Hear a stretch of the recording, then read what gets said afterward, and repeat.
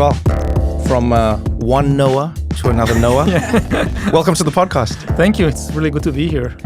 One of the reasons I'm so excited to chat to you is because I feel like, and I could be wrong, I feel like you may be one of the few people I know in the world who have more controversial ideas than my friend Christiana here. I feel like we'll see. Yeah. I feel like the two of you have these ideas that challenge how people perceive reality and how they think about our existence on this planet. Your book *Sapiens*, I mean, is the perfect example of that. And I guess maybe that's the perfect place to think about your new book, or in relation to *Sapiens*. If *Sapiens* was a conversation that helped us understand how humans dominated or got to the position of power that we got to as a species, it feels like Nexus is a conversation about the networks and the information that has gotten us there and the way that it could end us all. Am I understanding it right? Or what are you hoping to achieve with Nexus that *Sapiens* maybe laid the groundwork for? Yeah, Nexus basically begins where *Sapiens* ends. And the key question that starts Nexus is, if humans are so smart, why are we so stupid?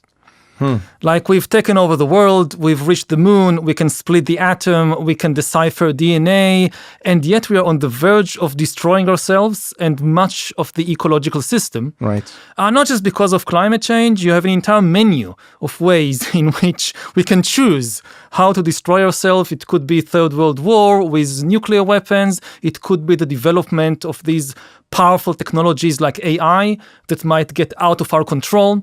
And, in a lot of mythologies and theologies, you hear that there is something wrong with human nature. We have some deep flaw in us, which cause us to be self-destructive. And I don't think that's true. I don't think the problem is with human nature. It's with human information. If you give good people bad information, they made bad decision. Okay, so let's go backwards on that thought, because information really is the heart of this book and the heart of the idea, really. I think it's like the first page, actually, where you've asked some of these questions. You say, and I paraphrase you, but if we are so smart, why are we destroying the world? And if we are so smart, then why are we self-destructive? And the first question I found myself asking was, is it we? And I mean this honestly, because your books always make me think and they make me question, and I think you encourage people to do that. But I found myself going, is it the we, or is it a few who have more ability than others to do more? Does that make sense? Because is it the collective we? But then who gave these few individuals so much power? Again, if you think about the classic examples from history, if you think about Nazism and Hitler, so it was Hitler's fault. But how did Hitler gain so much power? If you think about some of the most powerful individuals today in the world, if you just put them alone in the forest, they have no power. Right. If a Hitler is alone in the forest. If a Putin is alone in the forest, he has no power. The question is, how does he get millions of people who they don't even know him personally? It's not his family. They are not his close friends. You have millions of people who never met him in their lives, and they are still willing to obey his orders and sometimes to risk and even sacrifice their lives because he says so. And it's not the power of an individual. It's, in a way, the power of a network and the power of a brand. Brands are stories. If you think about the Coca-Cola brand, so it's the story of Coca-Cola. You have the reality of the drink, which is, sugary water. Wow, that's one way to put it. Yeah, and then, as I said, controversial. Sugary water, take that, Coca-Cola. With a little more flavor, less sugar. But then you have the story about it. If you drink the story, it's youth and happiness and fun. Friendship and connecting. Yeah, and friendship. And, and this is billions of dollars over tens of decades were invested to make this connection in our mind. And we react to the story in the mind and not to the actual chemistry of the drink. Yeah. And it's the same with charismatic leaders or leaders in general. We react to the story that was woven around them and not to the actuality of the person, which is often very different from the story they tell about them, or is sometimes unknown. So then, wait. Let me ask you this then. There was a moment where I was reading your book, and it felt like, for a second, Sapiens had given us this inflated sense of achievement, and it's almost like with Nexus, you've come to steal it away from us as humankind. Because in Sapiens, you're sort of saying that ideas are the reason we've been able to expand. Narratives and stories are the reason we've been able to exist beyond ourselves. Religion, or spreading the story of a king, or telling a tale about a Greek god, or whatever it might be.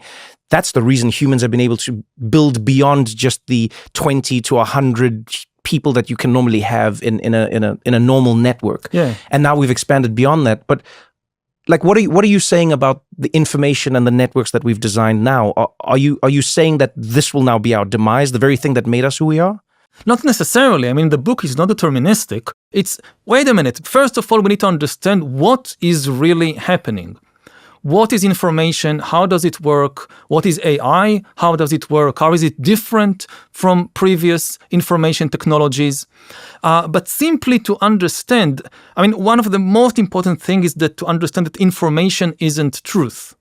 You have this very naive view, which is prevalent in places like Silicon Valley, that we just need to flood the world with more and more information, and this will inevitably result in more truth and wisdom and better decisions and so forth. And it's just not the case. If you just flood the world with information, the truth sinks to the bottom, and it's fiction that flows up, because most information in the world isn't truth.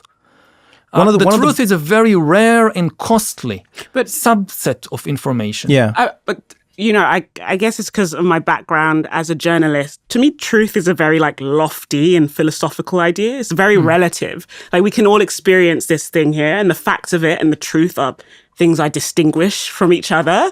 So to me, never truth is not the goal, because your truth it's going to be different for everyone. I think the concern sometimes more is facts. What is an actual fact and how are they being distributed? And I guess my question is, who do you think should be the one to spread these facts or truth to the world? Whose responsibility is that? Because that doesn't seem like something that could be naturally democratized. Right now it's in Silicon Valley. But what is this world where it's there is this council or there's this group who decides the information people we receive? And is that even a good world? Yeah, I think we need to discuss two things. I mean, again, first of all, what is truth and how it relates to facts and opinions and so forth. And secondly, truth and democracy. Yeah. And here I would plant a flag and say that democracy is about desire, not truth. In elections, what you ask people is not what is the truth. You ask them, what do you want? Yeah. And people often want the truth to be different from what it is. Wow. Yeah, So, sure. but before we get to that discussion of desire versus truth in democracy, first we start with reality. Everything that exists is part of reality. Now, truth is pointing at a particular part of reality. And of course, different people have different views, memories, feelings, whatever. All this is part of reality. And to say that my views on a certain situation are different from yours, this is also true. We now have this kind of crisis of representation in the world. Partly because we want kind of a 100% accurate representation of everything, and this is impossible because that's a one-to-one map. If you think about a map as a representation of reality, like a map of Los Angeles, a map of the United States, obviously the map can never match exactly to reality because it won't be a map anymore, it will be reality. A map is always an abstraction, like in a scale of 1 to 1,000,000. So most things you can't put on the map. Yeah. And then the question is, what are the important things that you pointed? So this is, of course, complex because people argue that your map leaves out something that is very important to me. That's why the map's a great example, because we know that the map that we use, Africa, is much smaller than it should be. Yeah. And I could be well, that's not truth. That's not even a fact. But the people that made this map decided that they wanted Europe and United States to look a certain way. So I think a map is a great way of framing this. And the first thing, again, we should realize about a map can never be a one-to-one scale. Yeah. If you want absolute accuracy, everything is represented exactly as it is. Yeah. it's a worthless map. I mean, there is a story in the book by Borges about an ancient, fictional story about an ancient empire that wanted to have the most accurate map in the world, so they created a one-to-one map, which simply covered the whole empire, and the empire, of course, also collapsed because all the resources of the empire were wasted on trying to create this one-to-one map. And this is impossible. And there's a few things that you've sparked for me. Firstly, I can never tell this from page to page in your book and from sentence to sentence when you speak. Would you regard yourself as an optimist or a pessimist with how much history you consume and with how you look at the development of the world? I would be a realist. I mean, again, No, but I mean, if I'm to challenge you based on your book, there's got to be a slant in a certain direction. Like, do you know? I'll tell you the main question. Yeah, the really kind of most fundamental question. When you talk to the people who lead the AI revolution about the potential dangers, they agree. There are threats. When you tell them, so we need to slow down to give humanity a chance to adapt. It's just a matter of pace. Just slow down. Everybody tells you the same thing. We would like to slow down, but we can't because we cannot trust our competitors. Yeah, it's an arms race. It's an arms race. Our competitors either here or certainly across the ocean.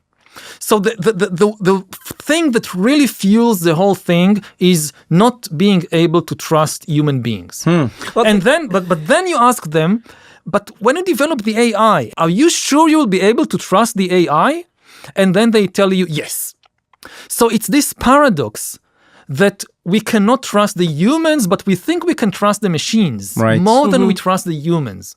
And in a way, I mean, there are some of them are thoughtful people.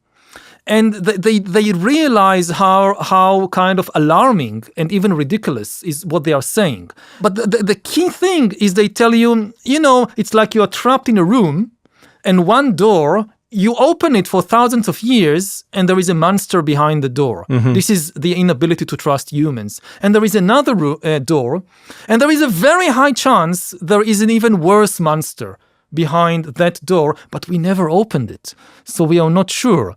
So we are gambling the future of humanity on the chance, the small chance that behind door number 2 is not a monster. That we will be able to create AIs we can trust, even though we are unable to trust the humans. Trevor asked you if you're an optimist or a pessimist, and you kind of like dodged the question very well, in a very sophisticated manner. This was my answer. I will say something like one pessimist spotting another. No, but something. Actually, I'm going to come to it from a different place because from reading the book, I feel that you have. And maybe it's because I come from a Christian tradition that believes in original sin and like human nature, like humans are rubbish, basically, and you need Jesus. That's what I was taught. Rubbish, you and start then we're rubbish, saved. and then you're saved, right? In the book, I kind of felt that, not that you were absolving human nature, but you had fairly kind of optimistic or maybe neutral view of human nature. Yes. I don't think they're evil. We are evil. But you ascribed a lot of, I feel, blame to information and the networks. I think the problem is ignorance and not evil.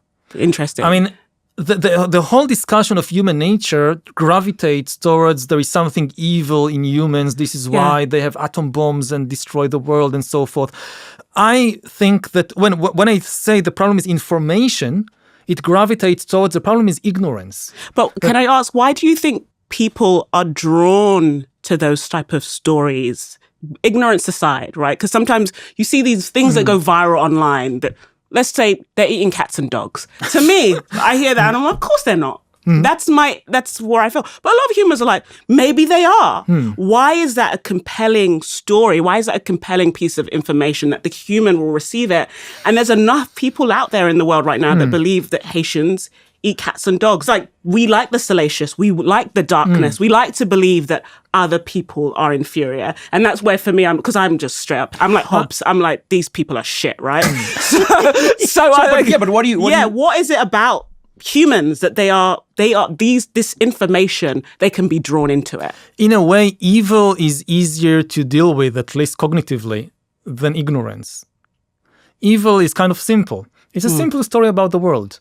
There is evil, there is good, You can, and even if you say humans have something evil inside them, but then there is this perfect good, like there is Jesus, and we just need to trust in this perfect good being that will come to save us. The struggle of good and evil in general, it's a simple story about the world. Ignorance, on the other hand, it's not some kind of deep something in human nature. It's just the world is so complicated. But we are ignorant not because, again, we didn't go to school or something. It's simply because the reality is extremely, extremely complicated. So it's not, so there is no easy solution. It's not like, okay, let's send everybody to school and they will not be ignorant. People can have PhDs in whatever and still be incredibly ignorant about so many things. So again, it's also part of understanding our interdependence on everything. That if you think about the world in terms of these information networks, you can never do it by yourself. Part of the problem with all these conspiracy theories we see, flooding the world, they tell people, do your own research. It's impossible. Nobody can just research everything by themselves. It's a fantasy of complete independence from I can find by myself the truth about everything. No, you can't. Science is a team sport. If you want to find the truth about anything, you can spend your whole life just researching the invention of the first train in Britain in the early 19th century, and you still don't know much about the Roman Empire or about what caused the COVID-19 pandemic or about who murdered Kennedy. Yeah. So if you really want to understand the world, you have no choice but to rely on these huge networks. Or individuals, because earlier on in this conversation, you mentioned that if Putin went to a forest, he would have no power. Exactly. I would argue that he would quickly amass power with whichever tribe he found. But it still needs the people. He needs the people. But the reason that people actually do give over this power is because of what you've described. If you want to find out the truth or facts, it's incredibly difficult. You need an incredible amount of skill. You need time, which most people we know who don't have that much money, who are just working, living check to check, do not have that time. And the answer throughout history was always institutions. And then the question arises, okay, so how do I know which institutions to trust and which not to trust? And at least what I can say from the experience of history is, and then this is, it doesn't sound heroic, but the key is self-correcting mechanisms. Does the institution have a powerful mechanism inside the institution that constantly seeks errors and mistakes of the institution itself, not of outsiders? That's easy to correct somebody else's. But an institution identify and corrects its own mistakes. I think by nature, institutions don't like to do that. I think because a lot of the institutions I was exposed to most when I was young was either school or it was church. Religious institutions, they don't like to do it. They don't like to do, all of the, even school, you can go to school and you're like, we want to introduce this curriculum that's more progressive. They'll be like, no. I think there is something about institutions that they become very calcified very quickly and they can't actually do that mechanism. It's difficult. These self-correcting mechanisms are costly and complicated. You do see them in some institutions. It's not perfect, but scientific institutions, they are based on self-correction. The only thing that scientific journals publish is corrections. And the only way, if you try to understand, one of the key things to ask about institutions is how do people get promoted in the institution? What are the incentive structure? Now, in a church, usually, if you just accept whatever the people before you, whatever the elders and the leaders say, and never challenge it, you can become pope.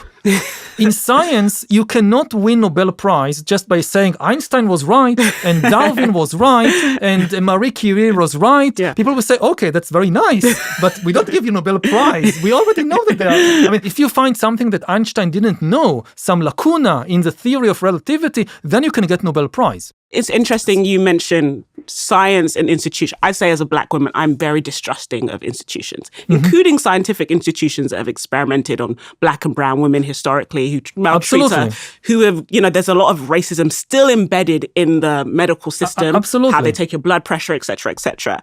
This premise requires a lot of people that trust institutions. And I think we're in a moment of history where whether you're the oppressed or whether you are the oppressor, no one seems to trust institutions. And that's terrible, because when there are no institutions, the only thing that works is a dictatorship. Yeah. Democracy works on trust, dictatorship works on terror. If you cause people to lose trust in all institutions, the only thing that can still hold society together is the terror of dictators. Damn. And so even if institutions do a lot of bad stuff, we don't have anything better. And the question is, which institutions has a better chance of correcting themselves? Today you go to study history in a university, you are likely to be taught about the terrible mistakes of historians in the 19th and early 20th century that, for instance, were extremely racist. And they will not blame it. Oh, the discipline was okay, but you had this one professor who was racist. They say, no, we acknowledge it, that there was a racist bias in the historical discipline or in archaeology or in anthropology 100 years ago. There are still probably some traces of it even today, and we acknowledge it and we try to do better today. Yeah. And this ability, again, not to rely on somebody else, but to correct your own mistakes, this is the hallmark of science. This is also the hallmark of democracy. We can think about the whole of democracy as this kind of self-correcting mechanism. You give power to somebody for a limited time, and after 4 years you can say, oh, we made a mistake, we'll try something else. And you have to trust they'll give it back. And that's the weakness of democracy. You give power to somebody for 4 years, what if they don't give it back? Right. That's the big problem. Yeah, because most of the time, I mean, this is not always the case, but I always say to people, many dictatorships started as a democracy. People forget that. Originally rose to power in Russia in democratic elections. If you look at Chavez and Maduro in Venezuela, so originally they came to power democratically, but now they rig the elections, and that's that. But the thing is that in many cases it works, and we tend to look at the situation when it doesn't work, when the system is faulty. Right.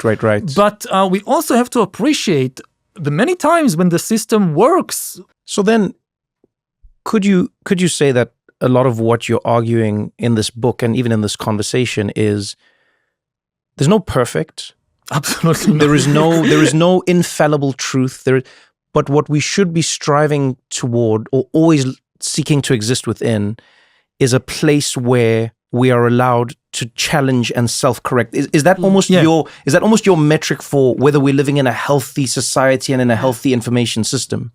Yes, this is a kind of middle path between just blind conformity and kind of this total rejection. Total distrust of all institutions, which leads either to anarchy or to dictatorship. Right. The middle path is that it's in a way it's boring because it's bureaucratic. It's not heroic. And this is another theme that repeats itself in Nexus, the importance of bureaucracy as the foundation of large-scale human societies, and the difficulty people have with understanding bureaucracies. It's not sexy. Yeah. And it's dangerous because people then don't understand how the world functions. They fall easy prey to conspiracy theories about the deep state and all that. For me, the deep state is the sewage system. When people tell me, the deep state, I immediately think about the sewage system. This deep network of pipes and pumps and whoever knows what under our houses and neighborhoods and streets. That's your deep state. That's my deep state. Like, you go to the toilet, you do what you do, you press the button, and it disappears into the deep state. And again, it goes back to ignorance and evil. If a tax collector comes and takes taxes from you, how do you know if it's Putin using your taxes to build a dacha for himself or whatever? Or if this money actually goes to provide pure drinking water. Right, the public good. For people on the other side of the country. How do you know? Yeah. You need to understand things like how the budget works. Like my taxes, they go to this collective fund, and then there is a budget, and they allocate it in a certain way. When was the last time you saw a Hollywood blockbuster about the budget? How does the budget work? Don't go anywhere, because we got more What Now after this.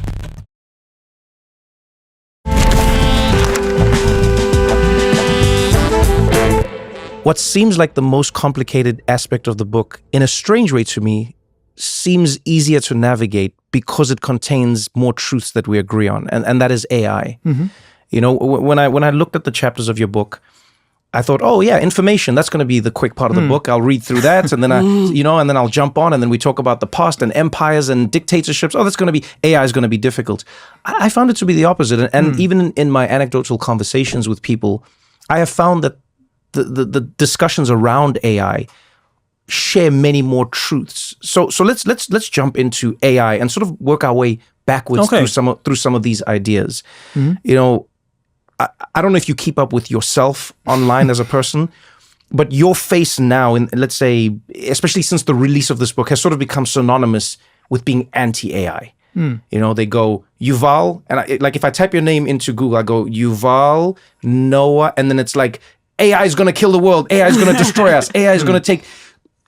Like, how did you develop your opinions on AI? And are they the ones that we're actually seeing online? Or are those flattened ideas of you? Flattened, as usual. I think, first of all, that AI can have tremendous positive benefits for humanity. Otherwise, people would not develop it. It can improve healthcare. It can help us fight climate change. It can, all this talk about autonomous vehicles. Every year, more than 1 million people are killed in car accidents. Most of these accidents are because of human errors, like drinking alcohol and driving or falling asleep at the wheel. And autonomous vehicles are likely to save 1 million people every year. So there is enormous positive potential. Personally, I don't talk much about the positive potential because there are enough other people that do it. I just say there are also dangers. There are also threats that we need to take into account in order to make wiser decisions about how to develop this technology. And the most important thing to understand about AI is that this is the first technology in history which is not a tool, it's an agent. Let's dig more into that, because you write that, and that's one of the lines that stuck out to me in the book. Yeah, because I think it might be one of the most highlighted parts as well for many other people. Absolutely, because there is so much hype around it that now with AI, especially now in the market, everybody wants to claim that what they are doing is AI. Yeah. Because then you get investments and then. So not every machine is an AI. Not even every automatic machine is an AI. If you think about something like a coffee machine. So if you have a coffee machine that automatically makes coffee, like you press the button and it makes you an espresso cup, this is not AI. It's just an automatic machine. What is AI? AI is defined by the ability to learn by itself, change by itself, and make decisions and invent new ideas by itself. So in the case of a coffee machine, it becomes an AI if, as you approach the machine, before you press a single button, the machine tells you, hey, I know you, I've been monitoring you and many other people for weeks and months now. Based on everything I know about you and your patterns and the time of day it is and your facial expression, I predict that you probably want an espresso with a spoon of sugar. Wow, and you're selling AI to me right now. And I'm like, oh wow! You're converting Christiana in one sentence. So that's AI, and it really becomes an AI when it tells you, actually, I've invented a new drink which I call Bespresso, which I think you would like even better than espresso, even though you never tried it, and I took the liberty to make a cup for you. So it's the ability to, again, make independent decisions. It doesn't have to wait for us to tell us everything how to do. And the ability to invent completely new things. This is the hallmark of AI. This is why it's an agent and not a tool. A tool is something that just does what we tell it to do. Even an atom bomb, it's just a tool. We tell it to destroy a city, it destroys a city, but it cannot decide by itself. It's kind of that where autonomy. To explode. That autonomy. Exactly. We're talking about. Okay. And this is what makes AI so powerful, so potentially positive, because it can invent new medicines that no human ever thought about, new medical treatments. But it's also what makes it potentially so dangerous, that unlike every previous technology that depended on us, this technology can escape our control and start to make independent decisions, to start to manipulate us, start to create also, not just new medicines, also new bombs. And the deepest problem is that inherently we cannot predict and control how it will behave because it has this ability to learn and change by itself. And, we've been misled by Hollywood science fiction into thinking that the danger is the great robot rebellion. And this is not coming anytime soon, maybe in the distant future, but not now. And this makes people complacent. What we need to kind of understand is that we are talking about millions and potentially billions of new agents operating in the world everywhere. Think about millions of AI bureaucrats in the banks, in the corporations, in the universities, the governments, the armies, making this more and more decisions about our lives and reshaping the world. You apply to a bank to get a loan, it's an AI deciding whether to give you a loan for reasons you cannot understand. You apply for a job, it's an AI deciding whether to give you a job. There is a war, it's an AI deciding what to bomb. So what's interesting to me about that is like the AI you describe kind of sounds like how white people are to black people already. Like you go into a bank, they're not going to give you a loan. They don't tell you why. They don't tell you why. Okay. Law enforcement, violence, and like this dystopian future you're describing is actually a lot of people's present reality without AI. And if I may add to that, I wonder, and I'm careful to ask you this because I know you're saying there are people who are sort of promoting the positive sides, but how do you think we weigh the risk of which way it may go? Because I agree with Christian on this. We already exist in a world where law enforcement, governments, banks, financial institutions, etc., have decided people's fortunes, have decided people's fates, and it's arbitrary. We don't know how it was done. We don't know where it was done, but it was done. And AI could, as you say, become the agent that does that. It already is the agent. Right. What I'm discovering is not the future, it's the present. Really today, if you apply to a bank today, I'm not sure about your bank. Yeah, no, many banks around the world, yes, they have an automated, they have an AI that decides this. And if you look at the war in Gaza or the war in Ukraine, many of the decisions there are already being made by AI. Yeah. This is not some future prediction. Now, of course, there is a positive potential. There are people who develop these technologies and they say, actually, it's an improvement because we know that human bankers are racist. Well, yes, but we can design the AI to ignore race in a way that we can't design people. So far, that's not the case, though. Yeah, there is a huge controversy about that. Yeah. 10 years ago, this was the promise. 10 years ago, Yes. people say, this is just mathematics. Yeah. This is just a computer. It has no psychology. It has no personal history. Yes. It can't be racist. And today we know, algorithms can be racist, algorithms can be homophobe, algorithms can be anti-Semitic. It's all in the data they are trained on. Yes. If you train an AI on a racist data, the AI will become racist. So now coming back to Nexus and your experience of information and networks, would you say that might be the fundamental flaw of AI, is that we are teaching something to be what we hope will be superior to us, but it is fundamentally based on us, and that contains all of our flaws? That's one danger. And you also have the opposite danger, that we are creating something totally alien. For me, when I think about the acronym AI, traditionally it's artificial intelligence. Yeah. But I think it's better to think about it as alien intelligence. Alien, not in the sense that it's coming from outer space. It's not. Yeah. Alien, it's fundamentally different from how humans process information and make decisions and invent ideas. Artificial gives you the kind of feeling, this is just an artifact. We control it. But with each passing year, AI is becoming less artificial and more alien.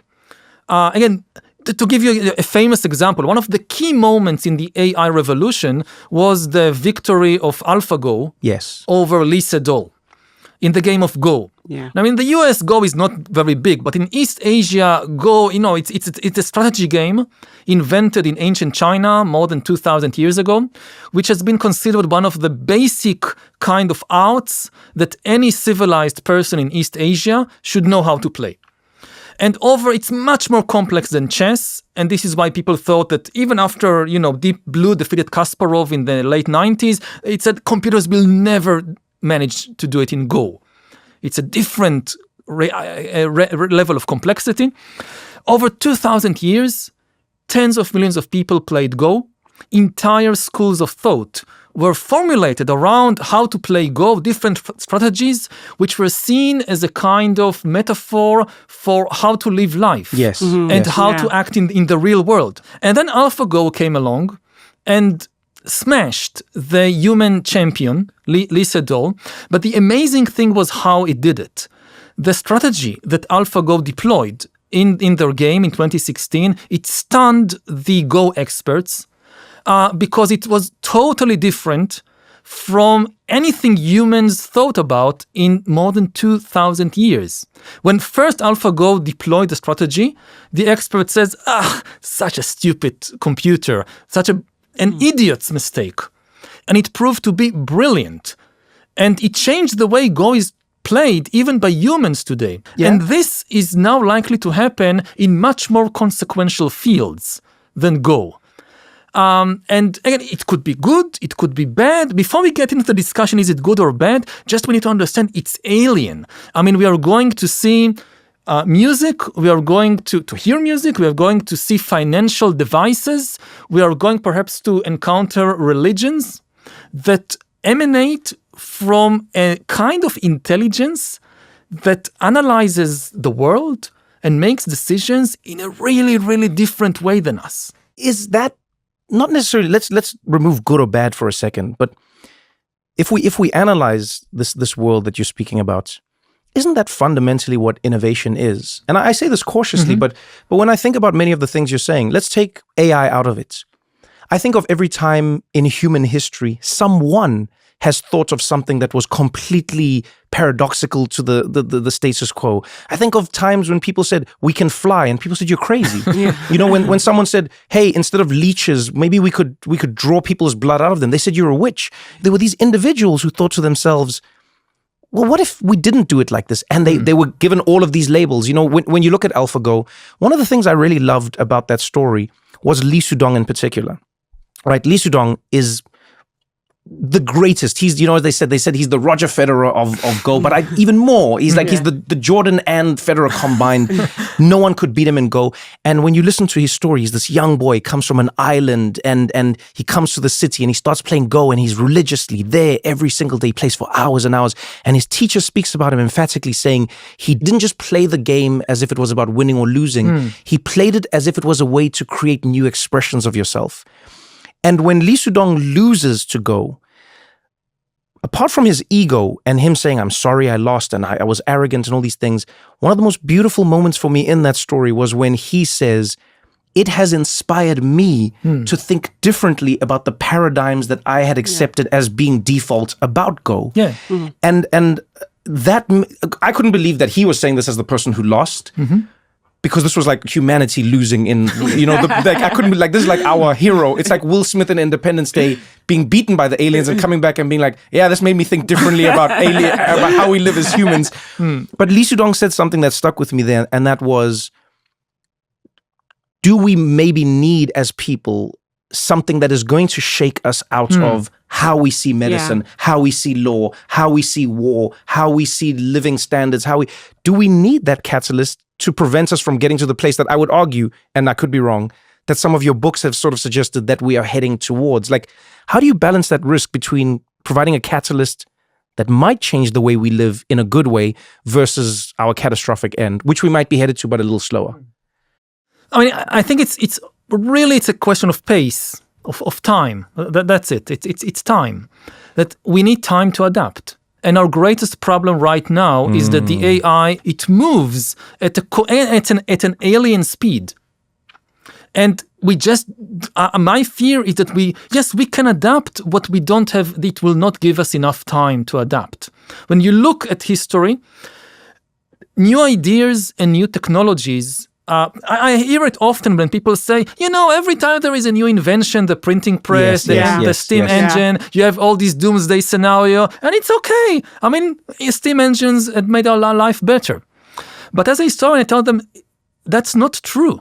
You're forgetting the transition period. When new powerful technologies and inventions come, very often a lot of people suffer terribly because it takes time to adapt and people don't know how to use the new technologies well.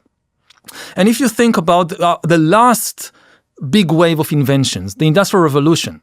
So in the late 18th and early 19th century, and you have this doomsday scenario, and many of them came true.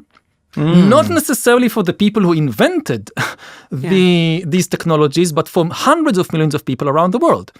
Because when industry comes along in the 19th century, nobody knows how to build an industrial society because there are no blueprints, there are no examples in history. And people start coming up with some very dangerous ideas how to do it. The first one was imperialism. And they say, the only way to build an industrial society is to build an empire. They say agrarian societies based on agriculture, they can live from the local conditions, resources. Industry needs raw materials, and industry needs markets. Now, if we build an industrial society without an empire, then our competitors might cut us off from the raw materials and markets, and we will collapse. And it took more than 100 years or 150 years until people said, actually, it was a very bad idea.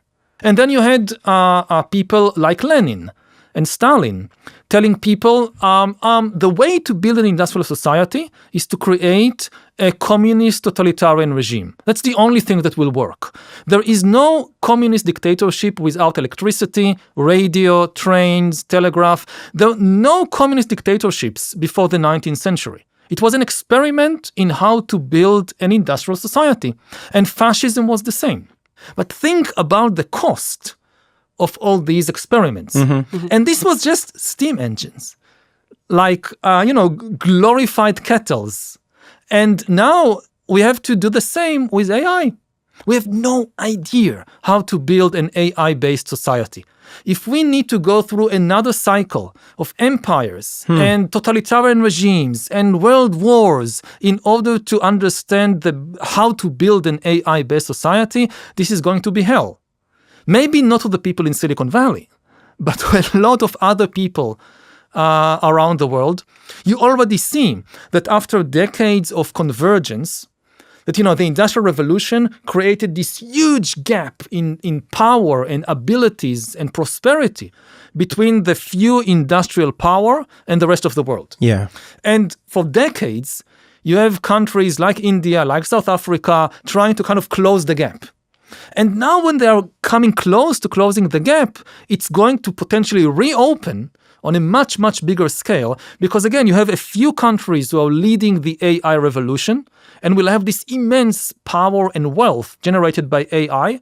Are they going to share all that with all the world? Probably not. I want us to move to like the personal side of this. Yeah. And I wondered from your side, I've seen you speaking about a broad range of topics. When you look at this in your personal life, everyone out there can, have these lofty conversations.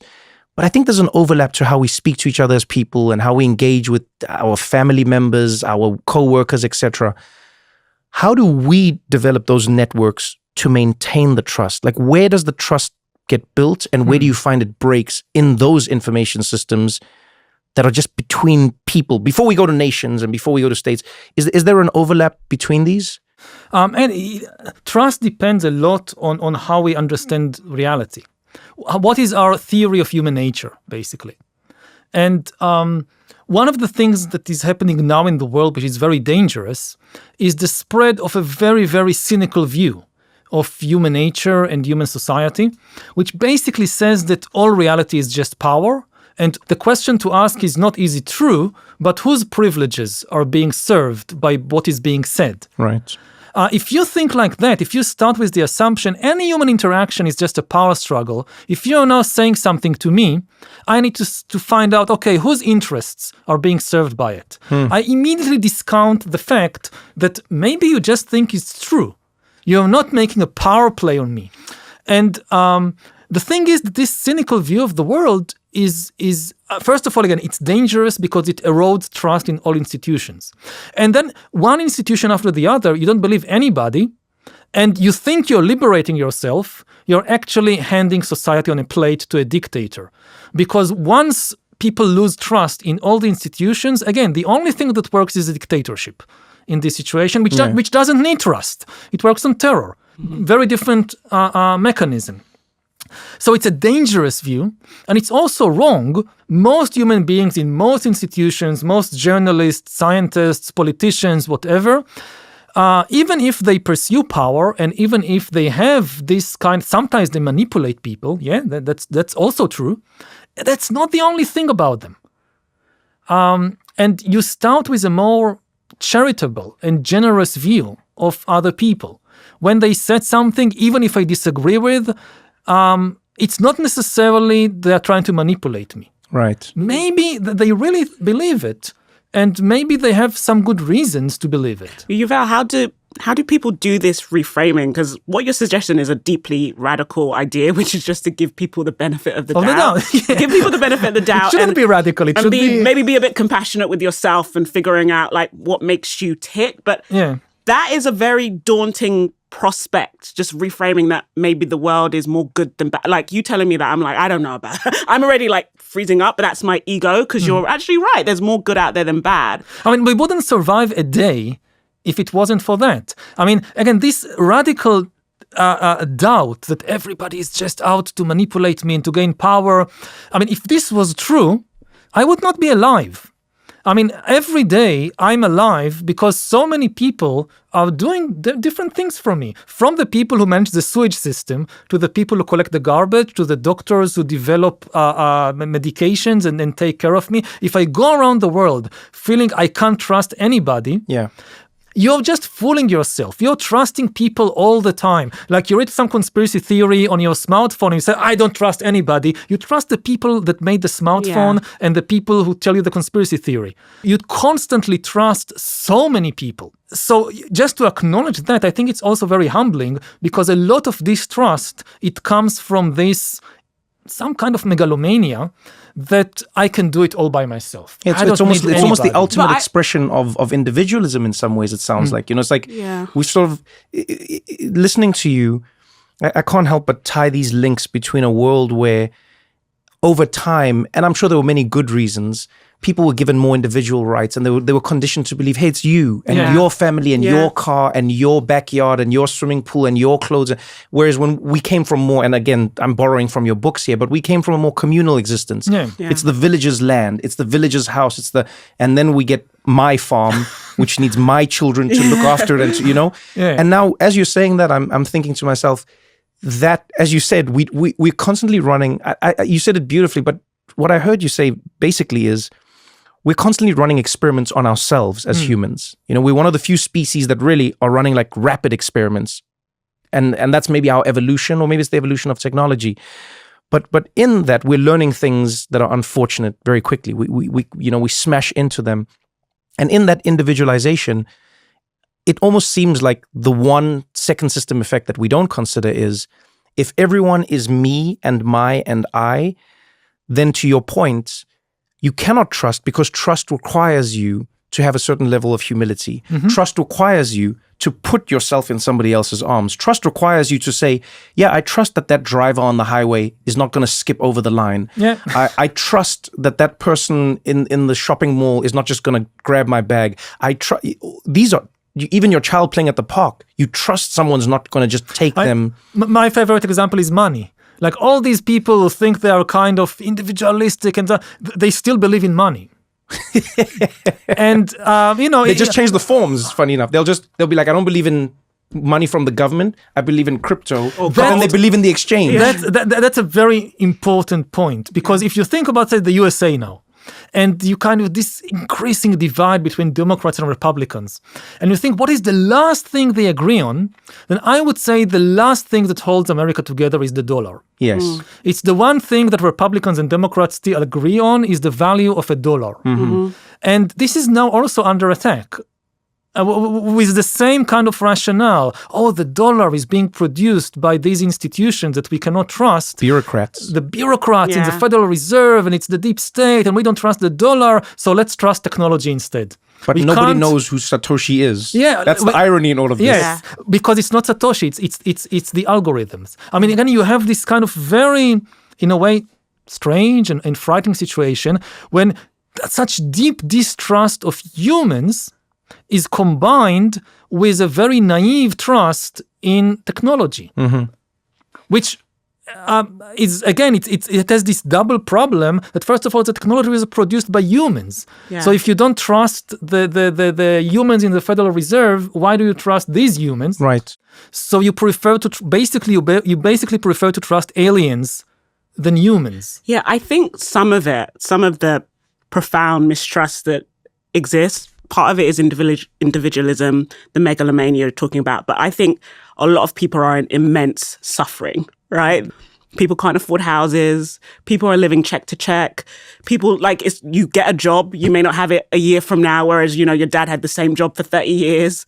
People are suffering in a way that is not unprecedented. I think human history is kind of defined by this type of suffering, but feels unique to a lot of people. I think that is when you have this life that's full of suffering and you can't trust yourself, you're definitely not going to trust other people. And you're not going to trust institutions that have let you down. A lot of people were told, go get a college degree. They leave because of academic inflation. That degree is useless. Yeah. You know what I mean? And in school, they told you, stay in school, study.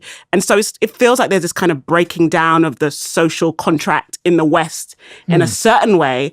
And that is causing the mistrust because there's suffering. And I don't think we can diminish that, because even if everyone wakes up tomorrow and goes, I'm going to be the most trustworthy person in the world, we kind of live in this very broken world where people at the top have a bunch and everyone has very little. The problem is that there is a very long way to the bottom still. I mean, as bad as things are right now... Tell me more about the bottom. No, I like this actually. Perspective. Yeah. As bad as things are right now, they can be far, far worse. Name the decade in human history that you think was better. Was it, the 1950s? Was it the 1850s? When is your golden age? 400 years ago, before the transatlantic slave trade. You think it was better? It was better. Yeah, before they came with their ships. With kind of half of children dying before reaching 18 from all these diseases. That would be my point. You're great. You're right. And even if we just stick with the issue of slavery, there was slavery all over the world.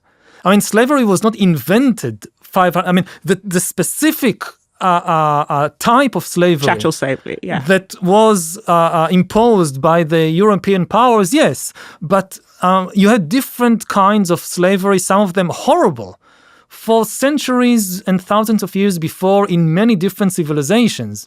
So again, it doesn't belittle this particular type, but people are very aware of what they know, of what they suffer. And they discount the suffering they don't experience. And they also discount the good things that they have and they just take for granted.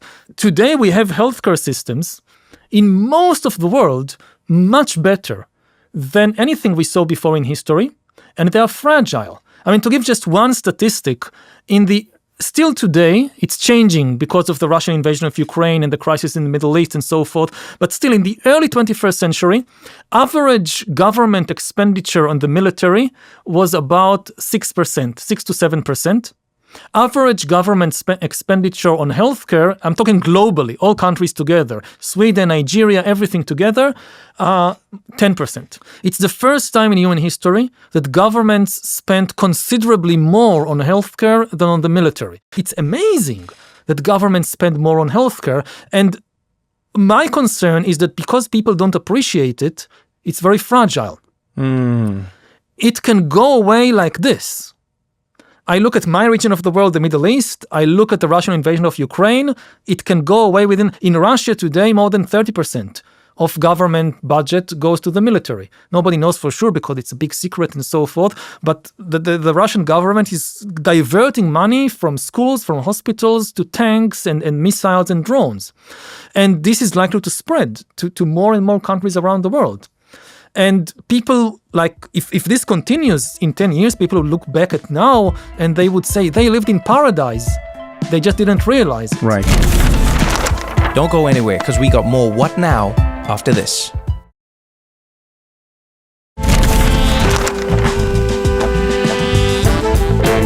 one of my favorite lessons I learned was from a monk who said to me one day, I said to him, like, what do you think happiness is? And he said, I don't even talk about happiness. I think we're using the wrong word. He said, I look for peace. He said, I look for peace and contentment. And he said, sometimes in your life, just pause for a moment and ask yourself, how many of the things you have now were the things that you wished for a decade ago? Just pause and do that. And he said, what you will be shocked to discover is the person that you cannot bear to have a conversation with today, that is your spouse, you dreamed one day that they would look your way in a bar. You dreamed and you yearned for the day that they would text you back. You know what I mean? Yeah. That car that you now loathe because it has to be serviced and you have to change the tires on and you have to... There was a time when you looked at it in a catalog and you went, that is my dream car. Yeah. Those children where once you cried because you could not see the egg fertilized and because, you know, your partner couldn't get pregnant or all of these things. There was a moment where, and now you see them and they're running through your living room and you go, I hate the fact that you were born. And it's difficult because I feel like it is the gift and curse of being human. Because we keep adjusting that floor. And so to your point, I love what you're saying there because I think a lot of what you do is that it's like sometimes the gift and curse of our progress through time as humans is that it doesn't allow us to appreciate because now we've sort of minimized the time that it takes to get something. I want to talk to you about like how we can better find ourselves or how we can better position ourselves to question with compassion, to look back at history with a healthy dose of skepticism, but also optimism, and stand in moments when we might lose the people around us. Like, you know, in doing the research around you, I only knew you really through the books. And then I watched the videos you've done online and I watch a bunch of other conversations. And one of the things I was surprised by was how there are two factions of people, and obviously not just two, who have very differing opinions on your role in Israel. Yeah. This is a really interesting one for me. And depending on how I searched your name, there were some people who said, this man is a Zionist who wishes to see the destruction of the Palestinian people, and he's a tool of the Israeli government. But then if I searched your name in a different way, it said, Yuval is one of the worst exports of Israel, and he's undermined Netanyahu's government, and he seeks to question and destroy, you know, the very validity of Israel and this idea. And I sat there just reading through all of this, and I was like, wow, it felt strangely ironic that I was reading a book from you about how people can perceive the same thing in very different ways. And I was wondering, because you handle it delicately, and it deserves to be, and it's complicated, but how do you exist in that world? Like, how do you live as a historian and as an Israeli who is actively, consciously thinking about the past and how it affects the present and how we see it in relation to where we are? How do you find the balance for your life? Because I'm sure you've lost some friends, and I'm sure it's left you in some precarious situations, regardless of what the people believe in. How do you navigate that, and how do you see, or how would you encourage us to navigate it? And I try to rely on history, to rely on the facts, on the evidence. Like, for instance, this issue of Zionism, that from my experience, most people just don't understand what the word means. They, when they equate Zionism with racism, they don't listen to what many Zionists tell the word actually means, or the ideology actually means. Zionism, as far as I know from my historical experience, is simply the national movement of the Jewish people, which is not inherently different from the national movement of Poles or of Palestinians or of Turks. Zionism basically says three things. Jews are not just individuals, they're also a people.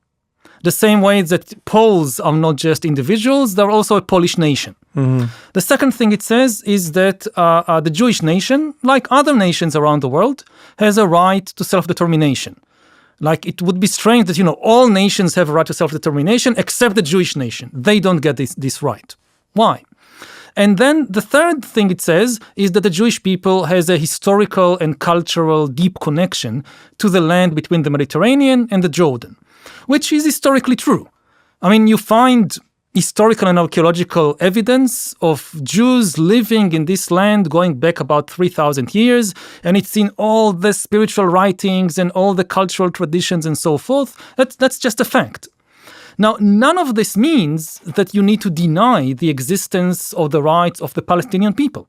At the same time, I would also admit, I would say I'm a Zionist. I think that the Jewish people has a right to self-determination. At the same time, there is a Palestinian people. It has a very deep cultural and historical connection to the land between the Mediterranean and the Jordan River. It has a right to self-determination. Palestinians have as much right as Israelis to live secure and prosperous and dignified lives in the country of their birth. And then the question becomes, okay, so what do we do with these two facts, which are both, as far as I'm concerned, facts? There are 7 million Jews in this land. The vast majority of them were born there and have nowhere else to go. There are more than 7 million Palestinians in this land. They were born there. They have nowhere else to go. Both deserve the same rights. Now, what kind of political solution can we find? So some people would say, okay, one state. Some people would say, no, two states. Let's have confederacy with Jordan. Let's do this. Let's do that. But this is already kind of the other argument, the political argument. Yeah. But the first step for me is simply to recognize the reality on the ground and don't deny half the reality. The fact that you accept the existence and the right of one people doesn't force you to deny the existence of the rights of the other people. Yes, it's complicated, it's complex, but people can hold two facts in their mind at the same time. Now, the war, really the deep seed of the terrible war, is that I think both sides deny either the existence or the right to exist of the other side. And again, I'll say it about my own side, about Jews in Israel.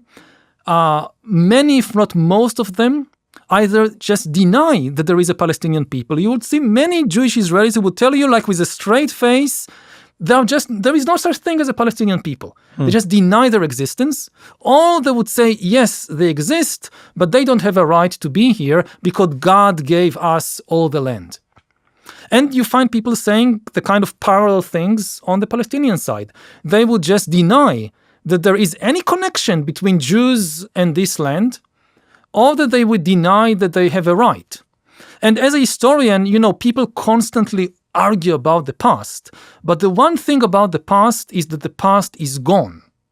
You can have a huge argument about whether it was rightful for Jews to come to Israel, say, 100 years ago. Right. That's for the British ago. to section, You have there now 7 million people. What do you want them to do? Where do you want them to go?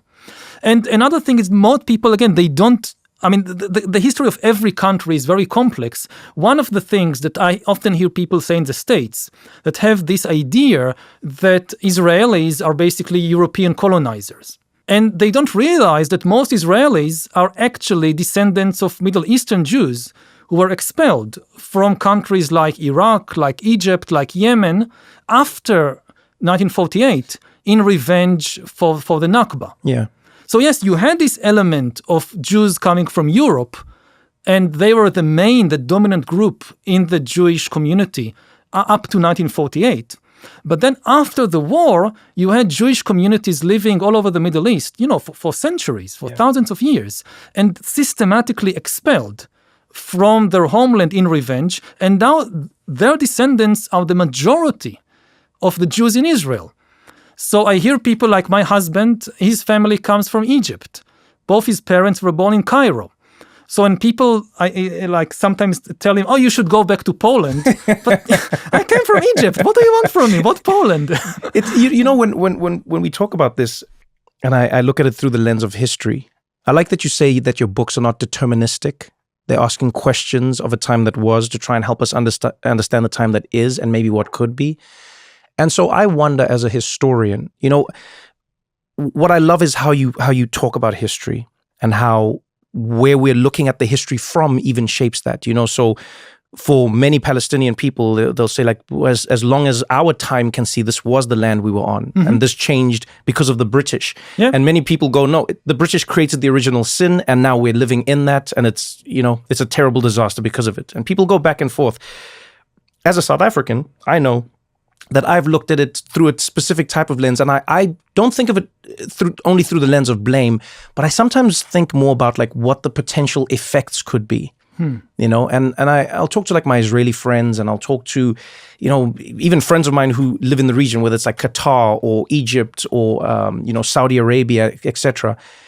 And what I found, and I'd love to know your opinion on this, using history maybe as a lens, is have we seen the potential conclusions for what this type of conflict could be?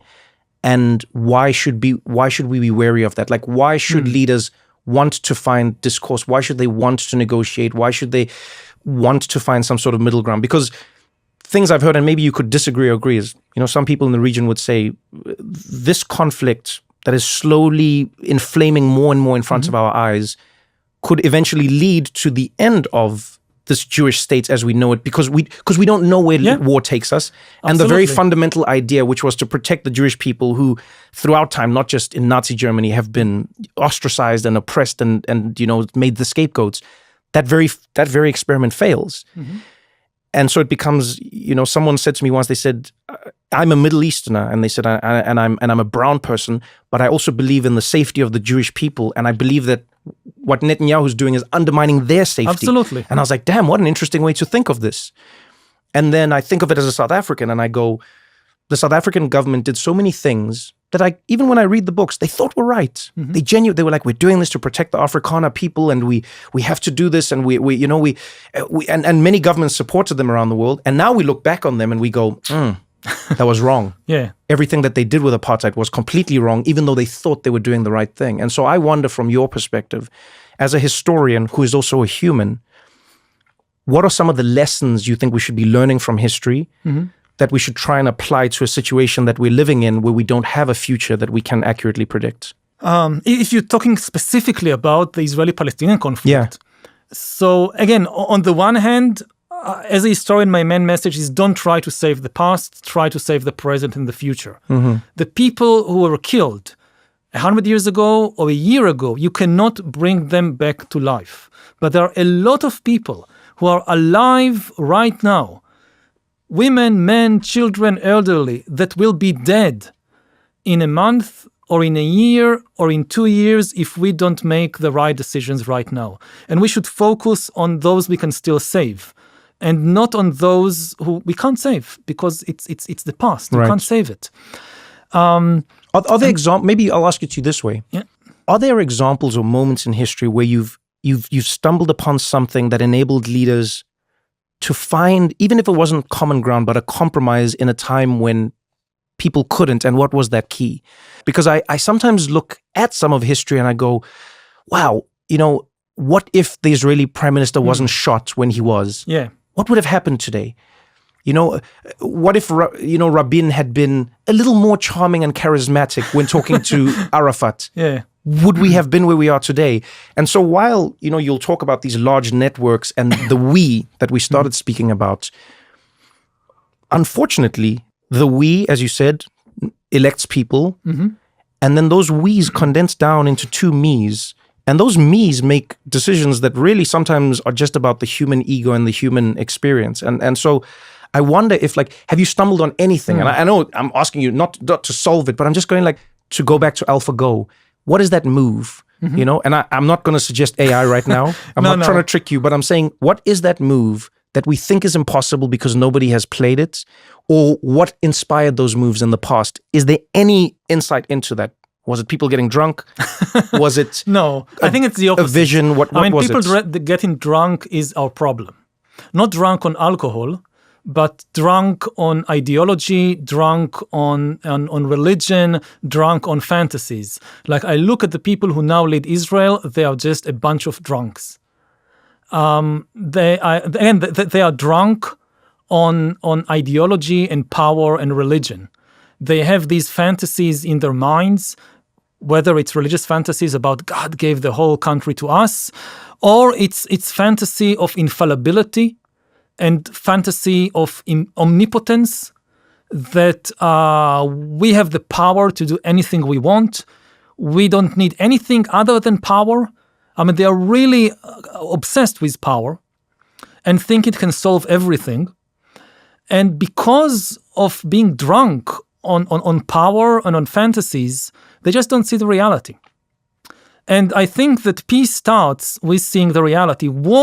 Essentially, war is an attempt to deny reality, to destroy reality. It starts in the mind. You have there is something in reality that your mind cannot accept, that your mind cannot contain.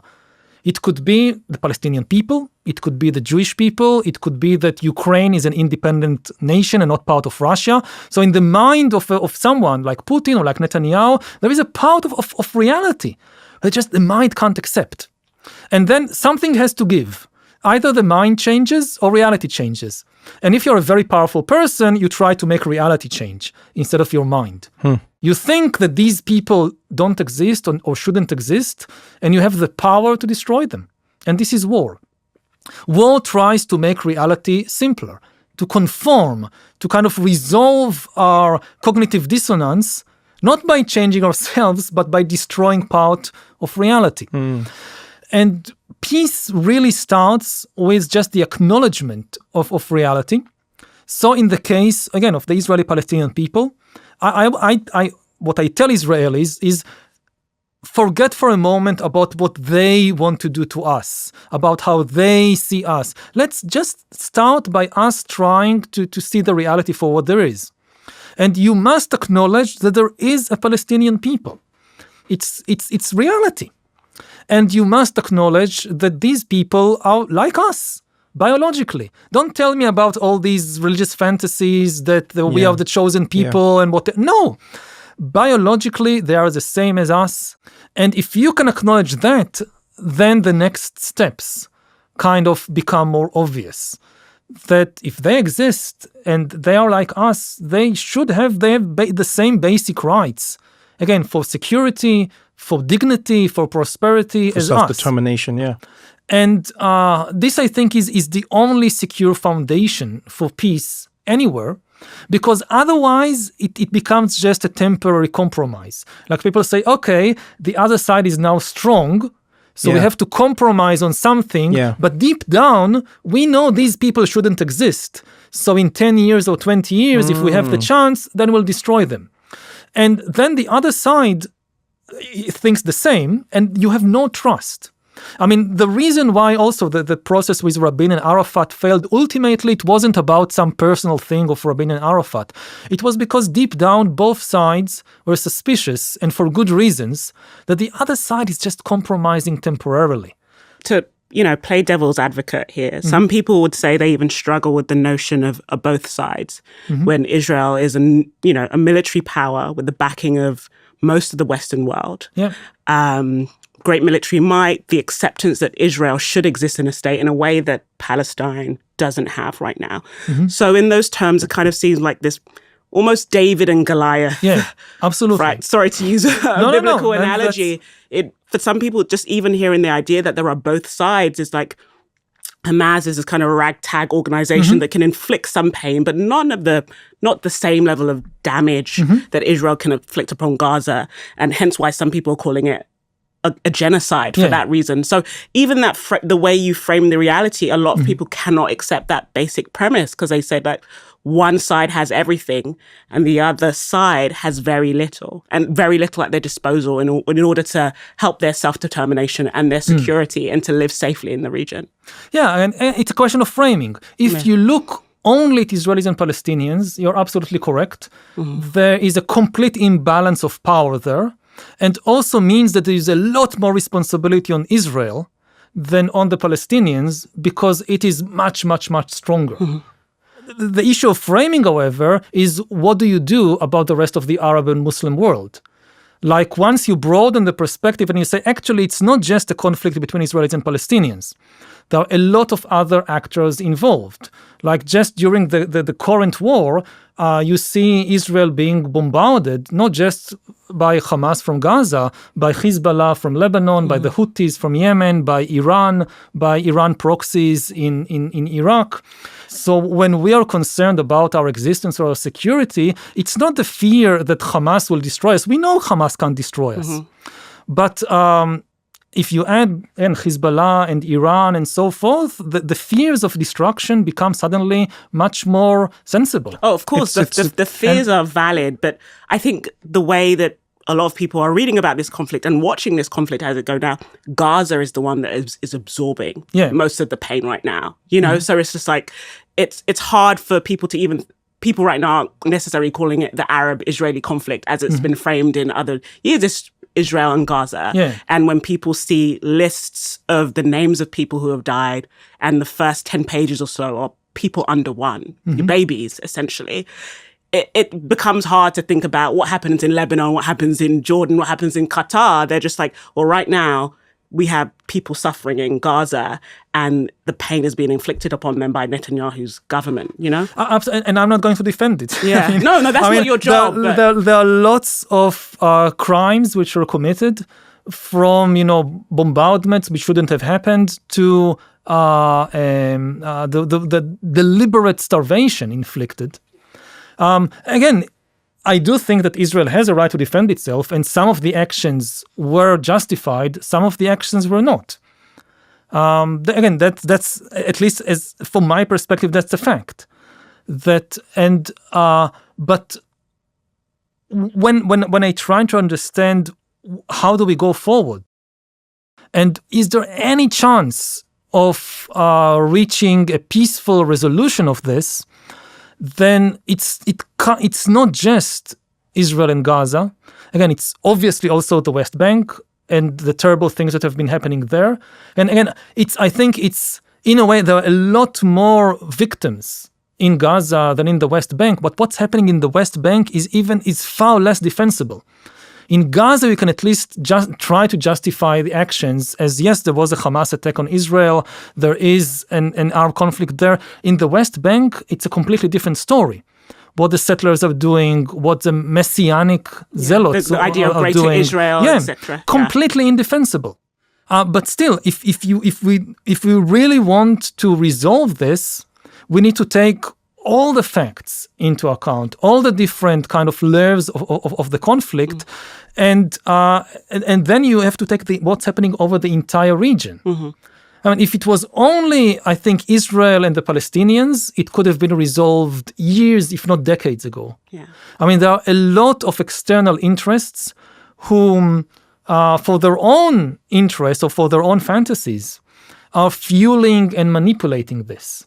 This is, by the way, when I look at the student protests here in the United States, and I hear people say, hey, why are they protesting about the war in Gaza and they don't protest about what's happening in Sudan, or they don't protest about what's happening in Myanmar? On this case, I completely agree with the students that, United States is not given billions of dollars in money and weapons to Sudan or to Myanmar, so we have less of a stake there. And so, again, going back to what we discussed through this entire conversation, the reality is just very, very complex, because you have to take into account all these different actors and all these different facts, and the tendency is constantly to try to make it simpler by focusing on just one aspect. And everybody, of course, chooses their favorite frame, which makes them seem the good guys. And part of this dance, again, between which we started with, between truth and reality is vast, and you cannot make a one-to-one map of the whole of reality. The truth is about pointing at particular aspects of reality and kind of directing human attention towards these aspects of reality. And this is the big responsibility of academics and journalists and politicians. How do you do that in a responsible way? And the problem here is that then what gets people their attention is not necessarily the truth. Most information is not true. Or nuance even. I think one of the things I've loved most about hearing you speak after reading your books is I think it's given me an additional way to process the information that you've so eloquently put on the pages. And fundamentally through all of these, I feel there's one common thread, and it applies to time and how we utilize that time in processing the information that we have. You know, if in some ways information is like water, we need water to survive. But if you give us too much water, or polluted water, we drown. Yeah. You know, and so essentially what Nexus is arguing, and what this book is really challenging all of us to do, is to, in a world that tells us we don't have any of it, which I think sometimes is a fallacy, is to like take the time to sip, take the time to analyze, take the time to understand, question, challenge. And I think through all of these, it's like, you know, everything you're saying, I see the threads between, you know, it's Israel, Palestine. I see the same threads of trust in the Cold War, the same threads of trust in, you know, Silicon Valley and AI, and where we're putting that trust, the same trust between people, the same trust between institutions and individuals. And look, the one thing I love about your books is it doesn't solve anything. It's a fantastic way. No, it's a fantastic way to understand many of the parts of the world. And I genuinely think it's a wonderful instruction manual for us to look at how we perceive information and what it does. I mean, we could definitely talk to you for many, many more hours. But one thing I wanted to ask you is, when you look back on Sapiens, what's the one thing you wish you could have included that you didn't? Or what's the one thing you wish you could take out that you didn't? There are many things. There's got to be one that bugs you all the time. Actually not. Oh, wow, really? No. I mean, again, It's the past. It's the past. It's gone. I can't go back and kind of rewrite Sapiens, and I should have said this, and I mean, it's gone. Let's focus on what we can do now. Yuval, as always, it's an absolute pleasure hearing from you. Thank you so much for taking the time, and thank you for joining us on What Thank Now? you. Thank you.